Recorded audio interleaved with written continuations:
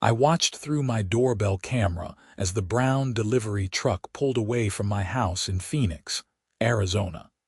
And my stomach dropped when I saw a man in a polo shirt casually walking up to my porch, looking around like he was checking for witnesses before scooping up the package that had just been left there.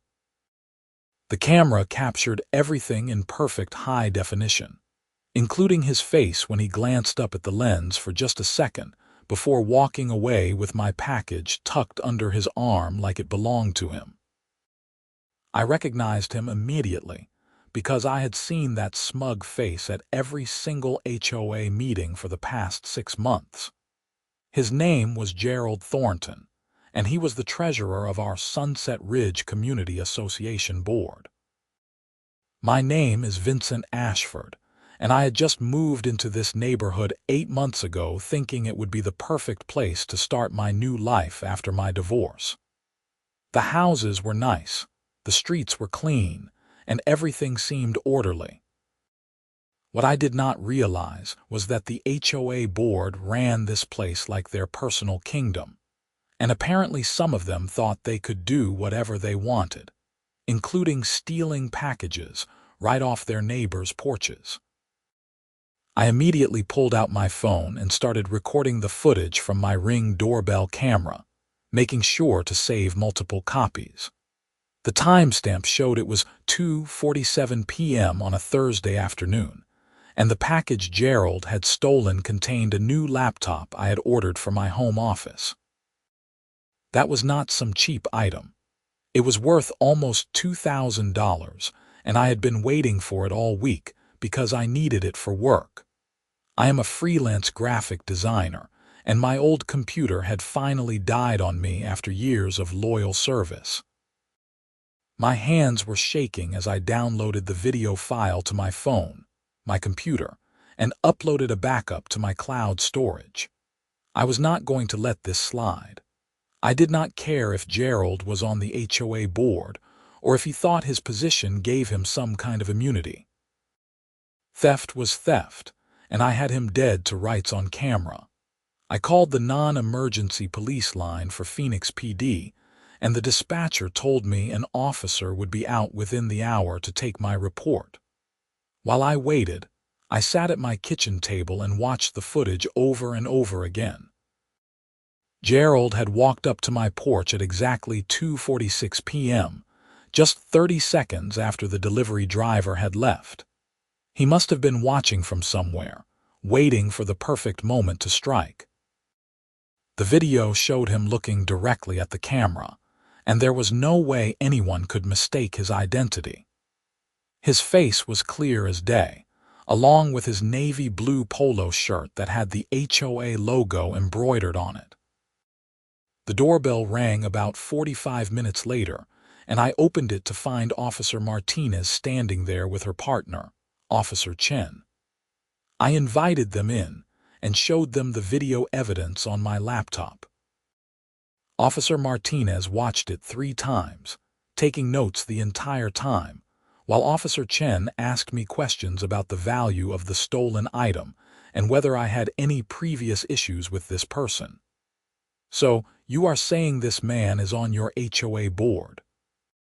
Officer Martinez asked, looking up from her notepad.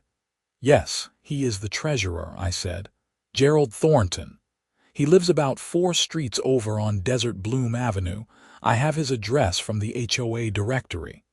Officer Chen raised his eyebrows. "That is pretty bold, stealing from someone in your own neighborhood when you are on the board." "That is what I thought," I said. "I mean, I have this camera specifically because package theft has been a problem in this area. I never thought it would be someone from inside the community, especially not someone on the HOA board." Officer Martinez stood up and handed me a case number written on a card. "We are going to go have a conversation with Mr. Thornton right now. This video evidence is pretty clear. I cannot imagine he will have much of a defense. Do you have the order confirmation and receipt for the laptop?" I pulled up my email and showed them the purchase confirmation from Dell, along with the tracking information that confirmed delivery at 2:45 p.m. to my address. Officer Martinez took photos of everything with her department-issued tablet, and then both officers headed out to confront Gerald. I wanted to go with them, but Officer Chen advised me to stay home. "We will handle this professionally," he said. "If you show up, it might escalate the situation in ways we do not want. Let us do our job, and we will call you with an update." After they left, I paced around my living room for about 20 minutes before deciding I needed to do something productive. I sent an email to the HOA board president, a woman named Susan Whitmore, explaining what had happened and attaching the video evidence. I figured she needed to know that one of her board members was out here committing crimes against the homeowners he was supposed to serve. Susan called me within 10 minutes of receiving my email.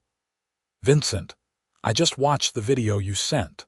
I am absolutely horrified.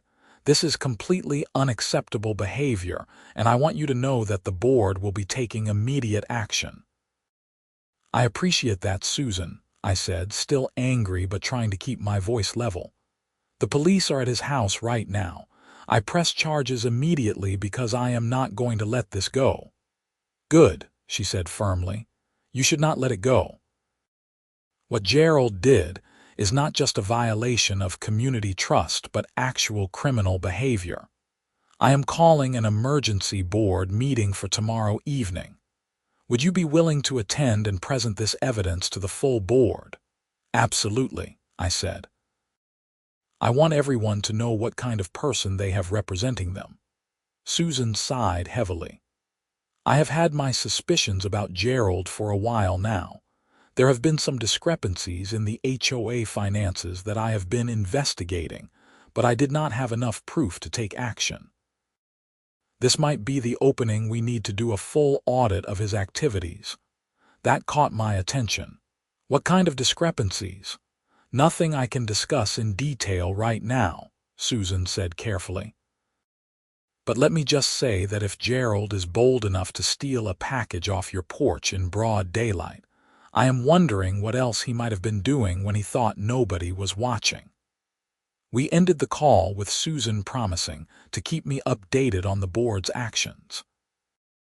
About an hour later, Officer Martinez called me back. "Mr. Ashford, we spoke with Gerald Thornton at his residence. He initially denied taking your package, but when we showed him the video evidence, he changed his story. He claims it was a misunderstanding and that he thought the package was his because he had also ordered something." I felt my blood pressure rising. "That is ridiculous.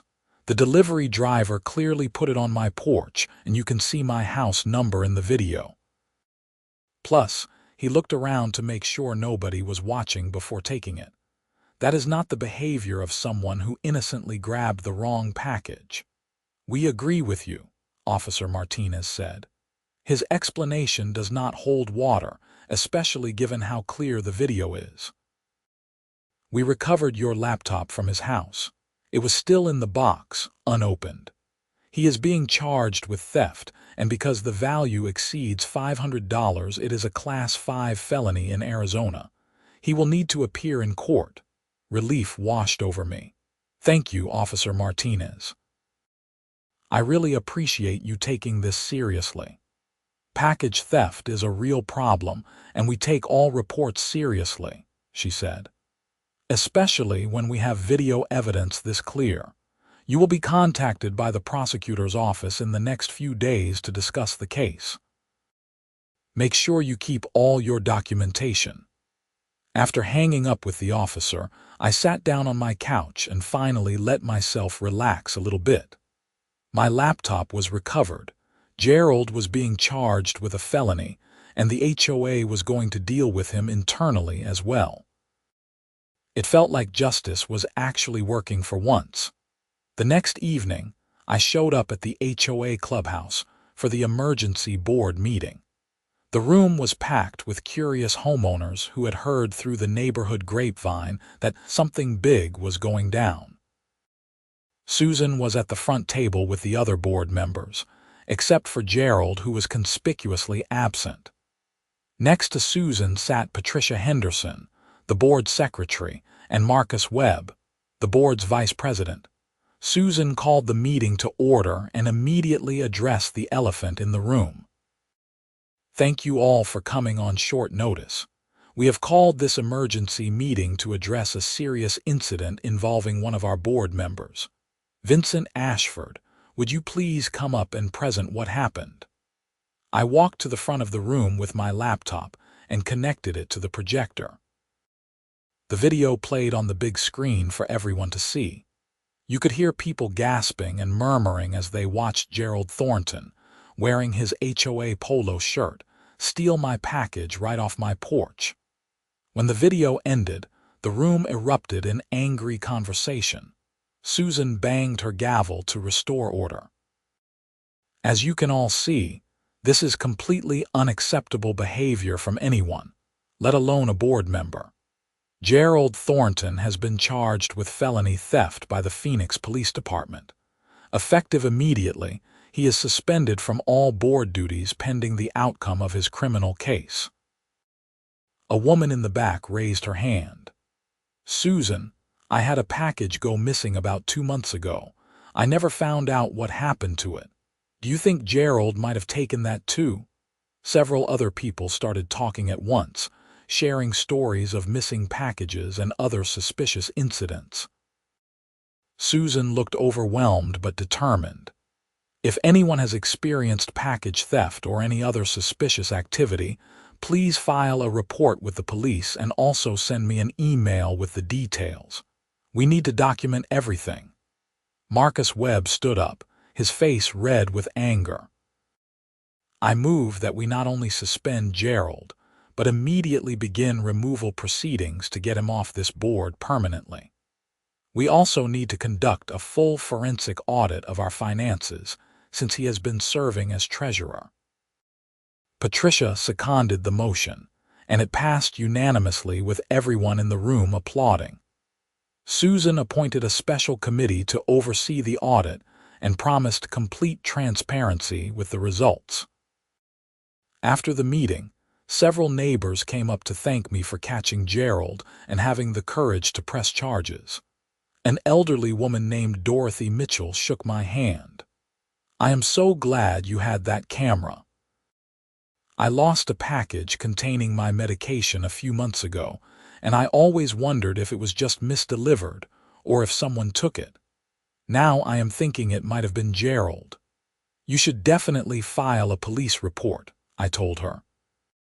"Even if it is from a few months ago, if they can establish a pattern of behavior, it will strengthen the case against him."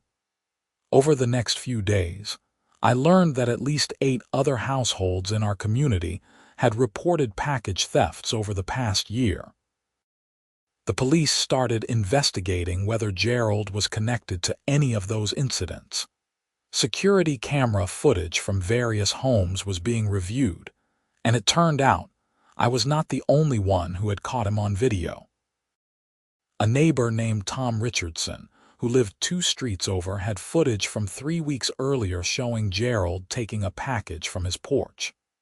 Tom had not reported it at the time because the package only contained some books, and he figured it was just random theft. But now, seeing the pattern, he came forward with his evidence. The HOA's forensic audit revealed even more disturbing information. Gerald had been embezzling money from the community funds for at least 2 years. He had created fake vendor invoices for services that were never performed and had been pocketing the money. The total amount stolen was over $40,000. Susan immediately reported these findings to the police and the Maricopa County Attorney's Office. I received a call from Assistant District Attorney Rebecca Norton about 2 weeks after the initial incident. "Mr. Ashford, I am handling the case against Gerald Thornton. Thanks to your video evidence and the additional cases that have come forward, we have a very strong case." I wanted to let you know that Mr. Thornton is now facing multiple felony charges, including theft, fraud, and embezzlement." "Good," I said. "He needs to face consequences for what he did." "I agree," Rebecca said. "We are offering him a plea deal, but between you and me, I do not think he should take it. If this goes to trial, we will win easily with the evidence we have. His attorney knows that too."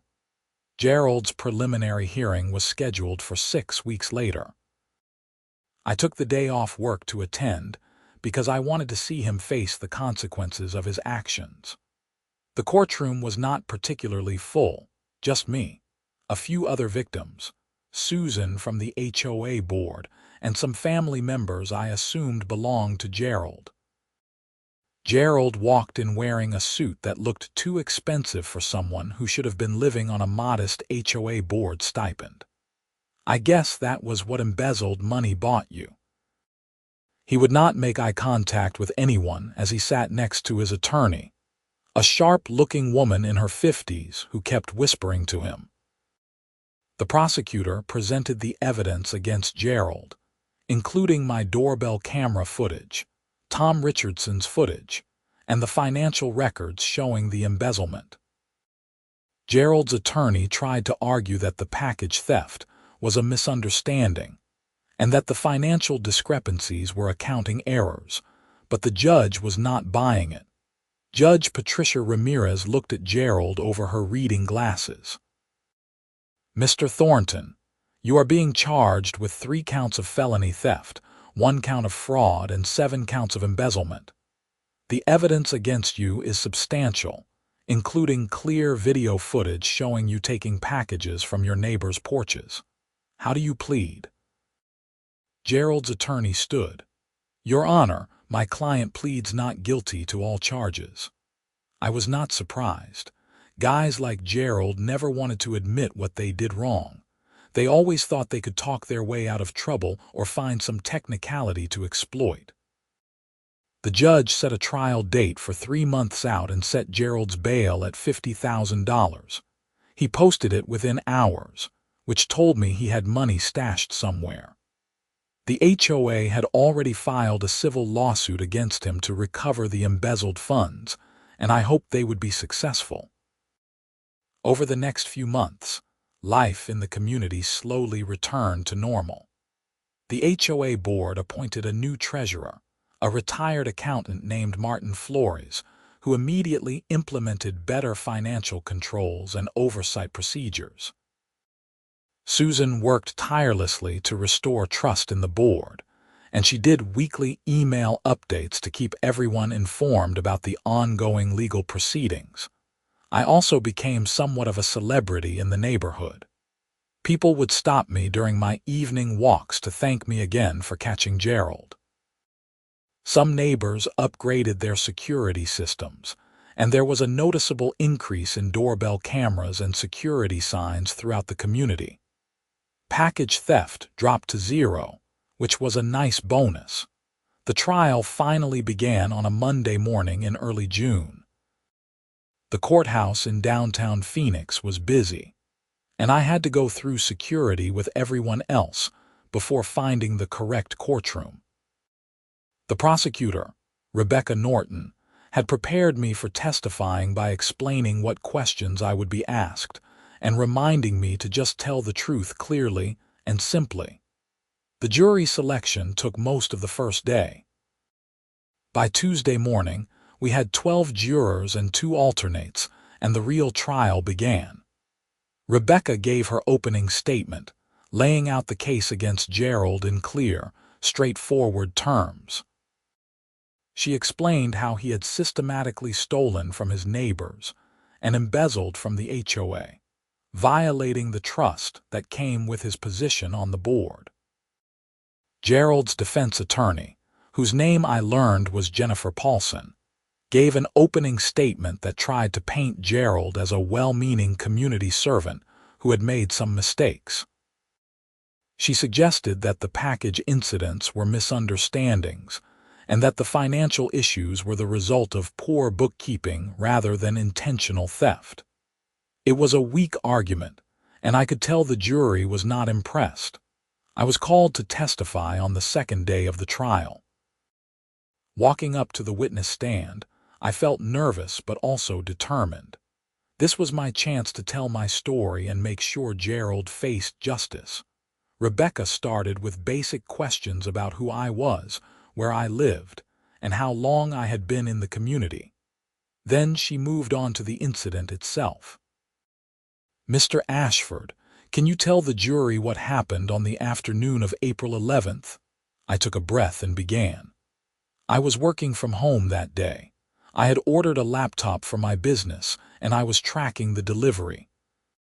Around 2:45 p.m., I got a notification from the delivery company that my package had been delivered. I looked at my Ring doorbell camera app on my phone to confirm it was there, and I saw the delivery driver place the box on my porch. What happened next? I was going to go get it, but I got distracted by a work call. When I checked the camera again about 15 minutes later, I saw that a man had taken my package. I immediately reviewed the footage and saw Gerald Thornton walk up to my porch, look around, and take the package. Rebecca played the video for the jury on a large monitor. Everyone watched in silence as Gerald appeared on screen, checked his surroundings, grabbed the package, and walked away. The video quality was excellent, and there was no question about who it was or what he was doing. "Mr. Ashford, did you know Mr. Thornton before this incident?" "Yes. I had seen him at HOA meetings. I knew he was the treasurer on the board." "What did you do after discovering your package had been stolen?" "I saved the video evidence to multiple locations and then called the police. I filed a report, showed them the video, and pressed charges immediately." Jennifer Paulson cross-examined me next, trying to suggest that maybe I had misidentified Gerald or that the video was not as clear as it appeared. But she did not have much to work with. The video was unambiguous, and I had never wavered in my identification of Gerald. "Mr. Ashford, is it possible that Mr. Thornton genuinely thought the package was his?" "No," I said firmly. "The package was clearly on my porch, which is 4 streets away from his house. Plus, you can see in the video that he looked around to make sure nobody was watching before taking it. That is not how someone behaves when they innocently pick up what they think is their own package." Tom Richardson testified after me, presenting his video footage that showed Gerald taking a package from his porch 3 weeks before my incident. The pattern was becoming clear to everyone in that courtroom. The prosecution also called Susan Whitmore to testify about the financial audit. She brought detailed records showing the fake invoices Gerald had created and the money he had diverted into his personal accounts. The forensic accountant who had conducted the audit testified as well, explaining in simple terms how Gerald had manipulated the HOA's books to hide his theft. When the prosecution rested their case after 3 days of testimony, it was clear they had built an overwhelming case against Gerald. The defense put on a weak case, calling character witnesses who said Gerald was a good neighbor and claiming the financial issues were misunderstandings. Gerald himself did not testify, which I thought was probably his attorney's only smart move because he would have been destroyed on cross-examination. Closing arguments happened on a Friday afternoon. Rebecca summarized all the evidence, emphasizing the video footage and the financial records. "Ladies and gentlemen of the jury, this is not a complicated case. The defendant stole packages from his neighbors. The defendant stole money from his community. We have video evidence. We have financial records. We have multiple victims. Gerald Thornton violated the trust of everyone in his community, and he needs to be held accountable for his crimes." Jennifer Paulson tried to create reasonable doubt, but she did not have much to work with. Her closing argument felt desperate, suggesting that maybe the videos were not clear enough. Maybe the financial records were just mistakes. Maybe everything was a big misunderstanding. The jury did not look convinced. Judge Ramirez gave the jury their instructions and sent them off to deliberate. I expected it might take a while, but the jury came back in less than 3 hours. That was a good sign for the prosecution. We all filed back into the courtroom. Gerald looked pale as he stood next to his attorney. The jury foreman, a middle-aged man in a button-down shirt, stood up when the judge asked if they had reached a verdict. "We have, Your Honor." "On the charge of felony theft in the first incident, how do you find?" "Guilty." "On the charge of felony theft in the second incident, how do you find?" "Guilty." It went on like that for all 11 charges. Guilty, guilty, guilty. Gerald's face went white and his attorney put her hand on his shoulder. Some of the victims in the courtroom, including Dorothy Mitchell, whose medication had been stolen, started crying with relief. Judge Ramirez scheduled sentencing for 3 weeks later and remanded Gerald into custody immediately. His bail was revoked because he was now a convicted felon and considered a flight risk. I watched as the bailiff handcuffed Gerald and led him away through a side door. He finally looked at me as he was being taken out, and I just stared back without any emotion. He had done this to himself. The sentencing hearing was much quicker than the trial. Gerald's attorney argued for leniency, claiming he had a family to support and had learned his lesson. The prosecutor argued for a substantial prison sentence, pointing out that Gerald had betrayed his position of trust and stolen from vulnerable neighbors, including elderly residents. Judge Ramirez was not in a forgiving mood. "Mr. Thornton, you held a position of trust in your community. People elected you to manage their money and serve their interests. Instead, you stole from them. You stole packages from their porches, including medication needed by elderly residents.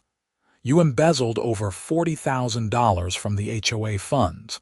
This was not a one-time mistake. This was a pattern of behavior that lasted for years." She sentenced Gerald to 6 years in prison with the possibility of parole after 3 years. He was also ordered to pay full restitution to the HOA and to the individual victims whose packages he had stolen. The total restitution amount came to over $50,000 when you included the embezzled funds and the stolen property. Walking out of that courthouse, I felt a sense of closure I had not expected. Justice had been served. Gerald would spend years behind bars thinking about what he had done, and our community could move forward without his toxic presence. The HOA held a special meeting the week after sentencing to discuss what they had learned from the Gerald Thornton situation. Susan Whitmore started implementing a series of reforms to prevent future abuse. All financial decisions now required approval from at least 3 board members. Monthly financial statements would be distributed to all homeowners.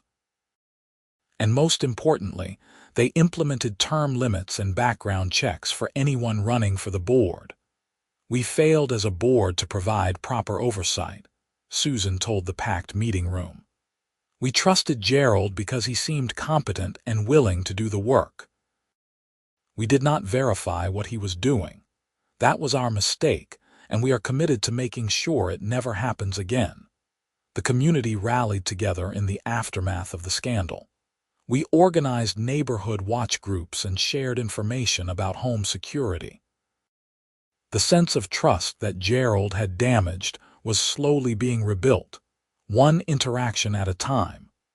I also received a letter from the Phoenix Police Department commending me for my quick action and clear evidence that led to Gerald's conviction. Officer Martinez wrote a personal note thanking me for being a responsible citizen and for not letting the crime go unreported just because the perpetrator was someone in a position of authority.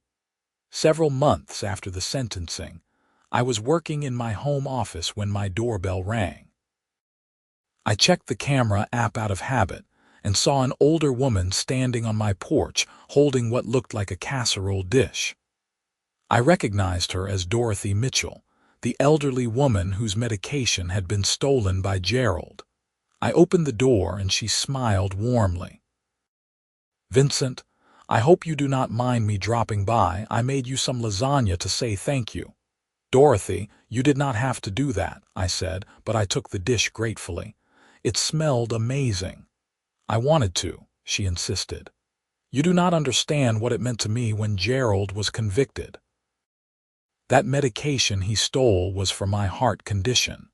I had to pay out of pocket to replace it immediately because I could not wait for the insurance to process another prescription. It was over $300 that I could not really afford. But more than the money, I felt so violated. Someone in our community, someone on the HOA board, had stolen from me. I am just glad the cameras caught him," I said. "It was more than that," Dorothy said. "You could have just let it go. You could have gotten your laptop back and decided not to press charges.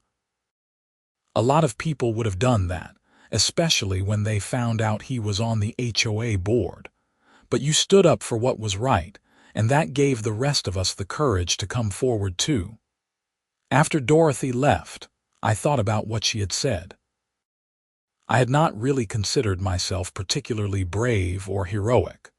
I had just been angry that someone stole my property, and I wanted justice. But I guess sometimes doing the right thing, even when it is uncomfortable or involves powerful people, is all it takes to make a real difference. The civil lawsuit against Gerald moved forward separately from the criminal case. The HOA's attorney, a tough woman named Sarah Chen, was relentless in pursuing recovery of the embezzled funds. They managed to seize Gerald's bank accounts, put liens on his property, and even went after some of his assets that he had transferred to family members in what appeared to be an attempt to hide money. I attended one of the civil hearings about 8 months after the criminal trial. Sarah Chen was questioning Gerald, who looked terrible. Prison was not being kind to him. His expensive suit was gone, replaced by an orange jumpsuit. His hair was greasy and he had lost weight. "Mr. Thornton, where is the money you embezzled from the Sunset Ridge Community Association?" "I spent it," Gerald mumbled. "On what exactly?" "We have reviewed your financial records. The money did not go toward any major purchases we can identify." Gerald looked down at the table. "Gambling. I had a problem with gambling. I lost most of it at the casino." The courtroom buzzed with conversation. This was new information. Sarah Chen pounced on it immediately. "So you are telling this court that you stole over $40,000 from your neighbors, people who trusted you to feed a gambling addiction?" "Yes." The judge, a different one from the criminal trial named Judge Robert Santos, looked disgusted. "Mr. Thornton, that somehow makes this even worse. Not only did you betray your community's trust, but you threw away their hard-earned money on slot machines and card tables." The civil case resulted in a judgment against Gerald for the full amount of the embezzled funds, plus interest and legal fees. The total came to over $70,000. Since Gerald was in prison and had few assets left, the HOA would be collecting payments for years, probably from whatever prison wages he earned and then from his income after release. It was not ideal, but at least there was some accountability. Life moved on in the Sunset Ridge community. The new HOA board under Susan's leadership implemented all the reforms they had promised. Financial statements were transparent, decisions were made collectively, and homeowners felt engaged in the process. Package theft became almost non-existent as more people installed cameras, and the neighborhood watch groups kept an eye out for suspicious activity. I became more involved in the community myself. I joined the Architectural Review Committee and helped review requests for home improvements and modifications. It was not glamorous work, but it was important, and I wanted to contribute to making our neighborhood a better place. One evening about a year after the whole Gerald situation started, I was at the monthly HOA meeting when a new family introduced themselves. They had just moved in down the street, and they were excited to be part of the community. "We heard this is a really safe neighborhood with an active HOA," the husband said. "That was important to us with our young kids." Susan smiled. "We work hard to maintain that. We have had some challenges in the past, but we learned from them and came out stronger." After the meeting, the new neighbor, whose name was David, came up to me. "I actually heard about what happened here before we moved in. The real estate agent told us about the HOA board member who got caught stealing packages. She said it was actually a selling point because it showed the community took crime seriously and did not tolerate corruption." I laughed at that. "I never thought about it that way, but I guess she has a point. The agent said you were the one who caught him and pressed charges. That took guts." "I just did what anyone should do when they are the victim of a crime," I said. "Maybe," David said. "But a lot of people would not have pushed it that far, especially against someone in a position of power. I am glad our kids are growing up in a neighborhood where people like you are willing to stand up for what is right." That conversation stuck with me for a long time. When the whole situation with Gerald started, I was just angry and wanted my laptop back. I did not set out to be some kind of neighborhood hero or to expose widespread corruption. I just wanted justice for myself. But sometimes one person standing up for themselves creates a ripple effect that helps everyone. Gerald became eligible for parole after serving 3 years of his sentence. The HOA board wrote letters to the parole board explaining the impact of his crimes on the community and requesting that he serve his full sentence. I wrote a letter too, detailing how his theft had affected me and expressing my concern that he had not shown genuine remorse for his actions. The parole hearing happened on a Tuesday morning, and several of us attended to provide victim impact statements. Dorothy Mitchell was there, still sharp as a tack despite being in her late 70s. Tom Richardson came too, along with 2 other neighbors whose packages Gerald had stolen. The parole board consisted of 3 people who listened carefully as each of us explained how Gerald's crimes had affected us and our community. When it was my turn, I kept it simple and factual. Gerald Thornton stole my property and violated the trust of our entire community. He had a position of authority and used it to prey on his neighbors. I do not believe 3 years is enough time for him to fully understand the gravity of what he did or to change his behavior. I ask that he serve his full sentence. Gerald had the opportunity to address the board as well. He gave what sounded like a prepared statement about being sorry and learning his lesson. But there was something hollow about it. He was saying the right words, but they did not feel genuine. The parole board denied his request. He would have to serve at least another year before he could apply again. As we left the hearing, Dorothy took my arm. "Thank you for coming today," she said. "It means a lot that you are still fighting for justice even after all this time." "Gerald hurt all of us," I said. "We need to stick together." When Gerald finally was released after serving 4.5 years of his 6-year sentence, he moved away from Arizona entirely.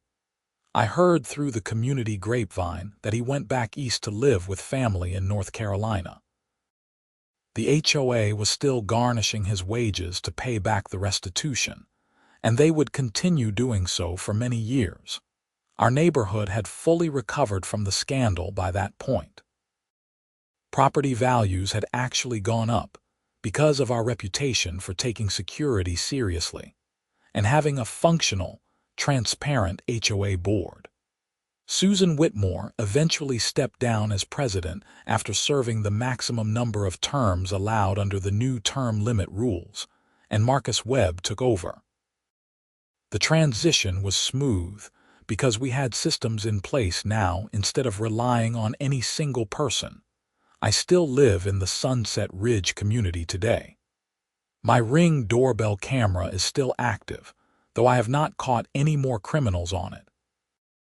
Mostly it just records delivery drivers dropping off packages that actually make it inside my house, neighborhood cats wandering by, and the occasional solicitor.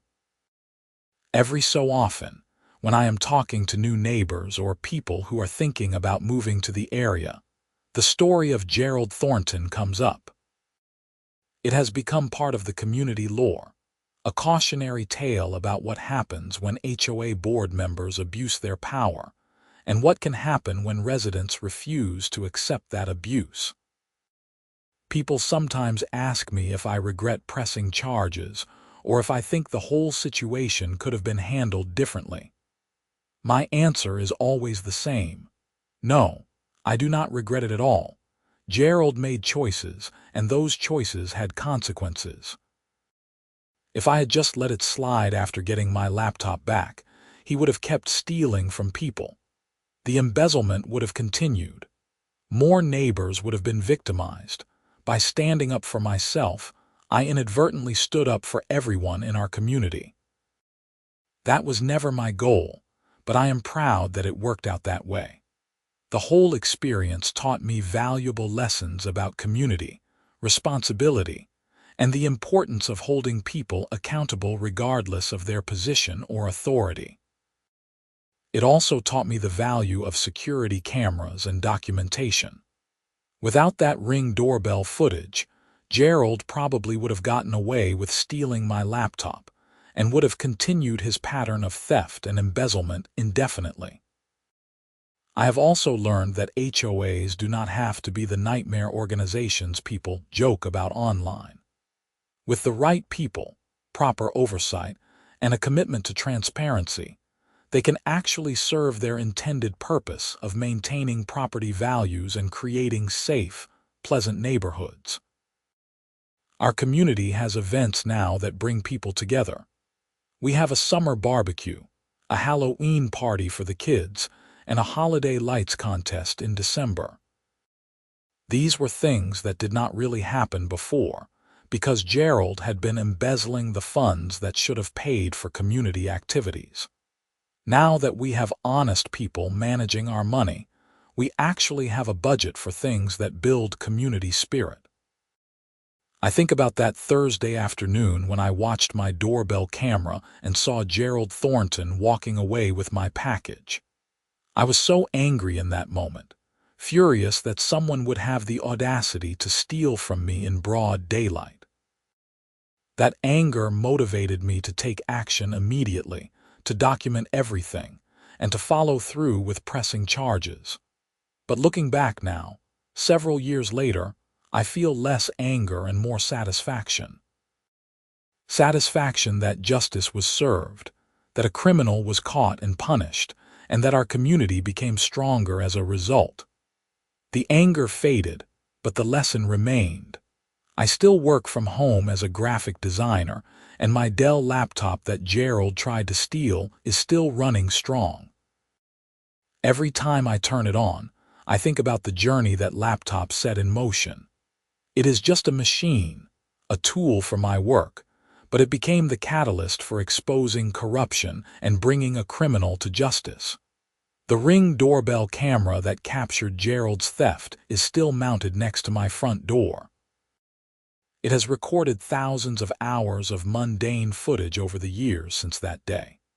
Delivery drivers, neighbors walking their dogs, kids riding bikes, and all the normal activities of a suburban neighborhood.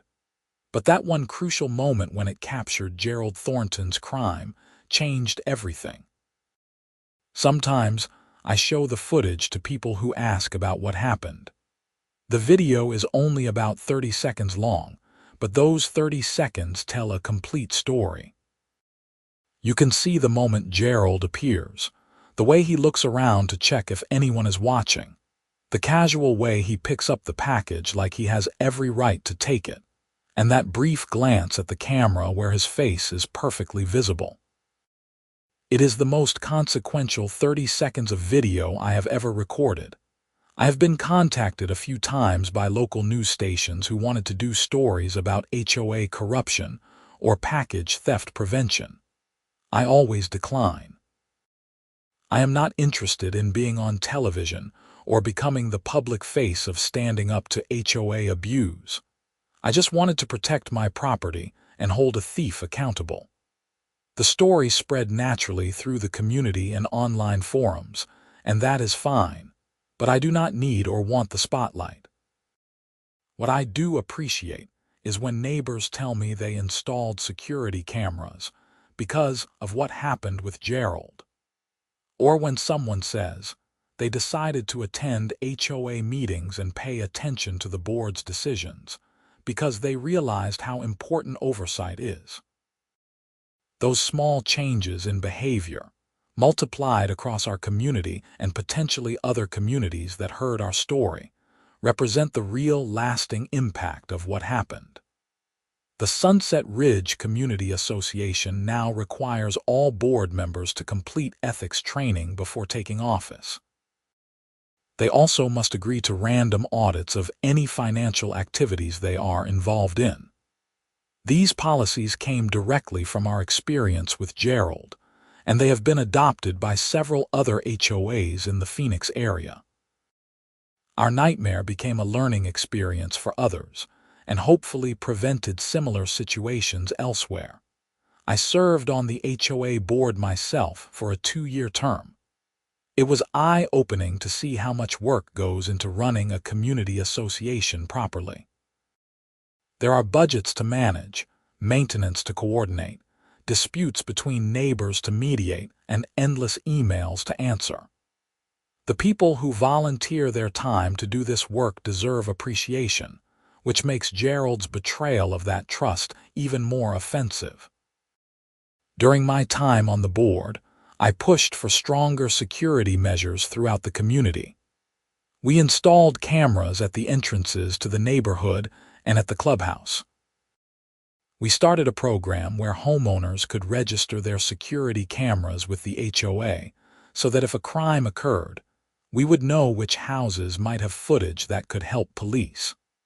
And we brought in police officers quarterly to give talks about home security and crime prevention. These initiatives made a real difference. Crime in our neighborhood dropped to nearly zero. We went from having package thefts every few weeks to having none at all for over a year. Break-ins stopped completely. Even vandalism by teenagers, which had been an occasional problem, disappeared. Criminals knew our neighborhood was watching, and they went elsewhere. The financial reforms we implemented after Gerald's conviction have also been successful. Every month, homeowners receive a detailed accounting of where their HOA dues are being spent. The budget is approved by vote at the annual meeting, with line-item transparency. Major expenditures require approval from both the board and a majority of homeowners. These checks and balances ensure that no single person can abuse their position the way Gerald did. Martin Flores, the retired accountant who became treasurer after Gerald, served for 3 years before his own health issues forced him to step down. He built a financial management system that was clear, accountable, and easy for future treasurers to maintain. His legacy to our community was creating a framework that would prevent fraud for generations to come. I think about the ripple effects of that one moment when I decided to press charges against Gerald Thornton. If I had just gotten my laptop back and let it go, none of these positive changes would have happened. Gerald would still be stealing and embezzling. Other neighbors would still be victims. The HOA would still be dysfunctional and corrupt. One decision to stand up for what was right changed the trajectory of an entire community. That is not to say I am some kind of hero. I was just a guy who was mad that someone stole his laptop. But sometimes being willing to follow through on doing the right thing, even when it is difficult or uncomfortable, is all it takes to make a real difference. You do not have to set out to change the world. You just have to refuse to accept being victimized and be willing to hold wrongdoers accountable. The last time I heard anything about Gerald Thornton was about 2 years ago. Someone mentioned that he was working at a warehouse in North Carolina, living in a small apartment, and still making monthly restitution payments. His life had been completely upended by his crimes, and he was facing the long-term consequences of his actions. I did not feel particularly happy about his suffering, but I did not feel sorry for him either. He made his choices, and now he was living with them. Meanwhile, the Sunset Ridge community continued to thrive. New families moved in, attracted by our reputation for being safe and well-managed. Long-time residents like Dorothy Mitchell enjoyed their retirement without worrying about theft or corruption. The HOA functioned the way it was supposed to, serving the community instead of serving the egos and greed of board members. I remained friendly with many of my neighbors. Tom Richardson and I get coffee sometimes and talk about sports and work. Susan Whitmore retired from the board but remains active in community events. Dorothy Mitchell is still sharp and active in her late 70s, and she always brings amazing desserts to neighborhood gatherings.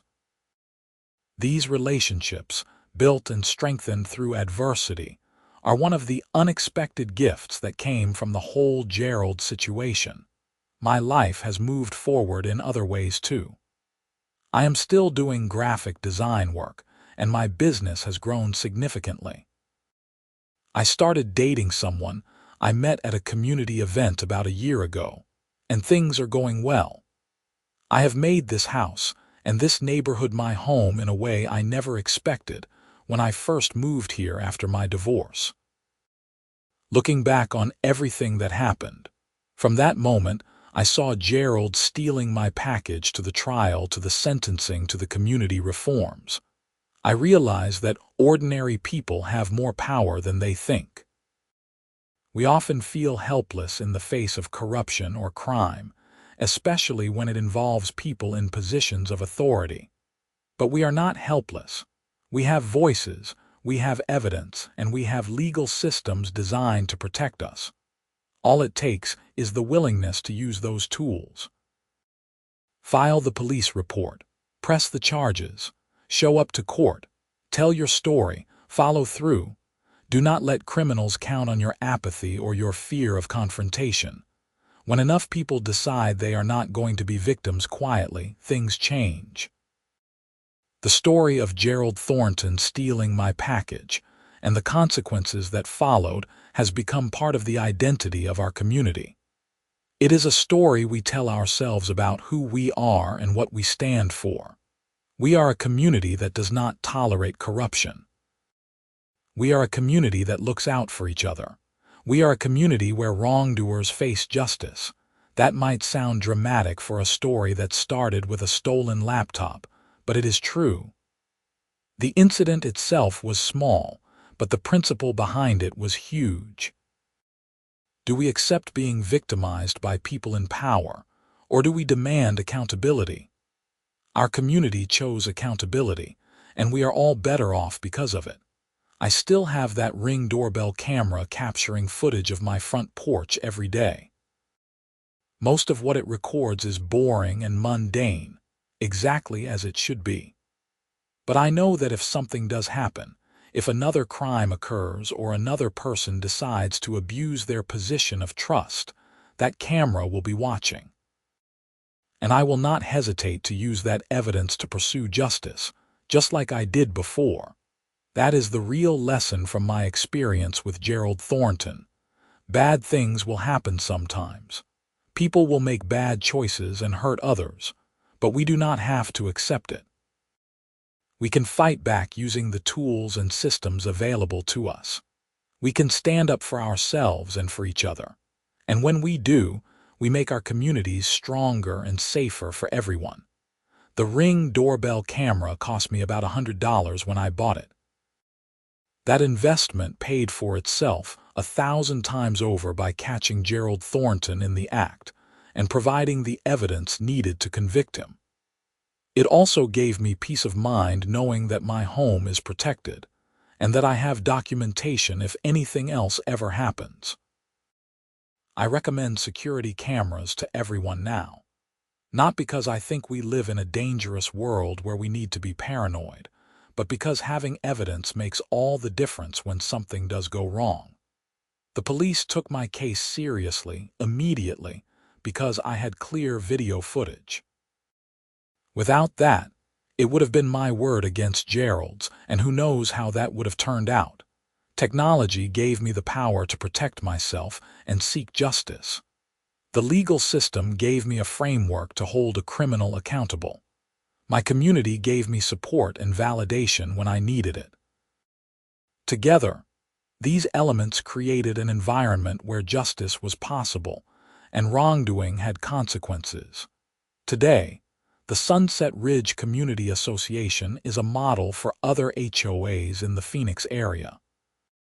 We have been invited to speak at conferences about our financial oversight procedures and our community security measures. Other neighborhoods have adopted similar policies after learning about what happened with Gerald Thornton. Our pain became their lesson and hopefully prevented other communities from experiencing similar betrayals. I am proud to live here. I am proud of how our community responded to adversity. I am proud that I had the courage to press charges and see the case through to the end. And I am grateful for all the people who supported me and stood up with me to demand justice and accountability.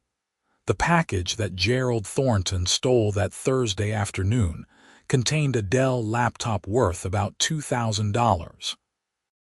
That laptop became the evidence that exposed embezzlement of over $40,000. It led to criminal charges, a trial, a conviction, and years in prison. It sparked reforms that made our entire community safer and more transparent. Not a bad outcome for one stolen package, and one person willing to press charges immediately.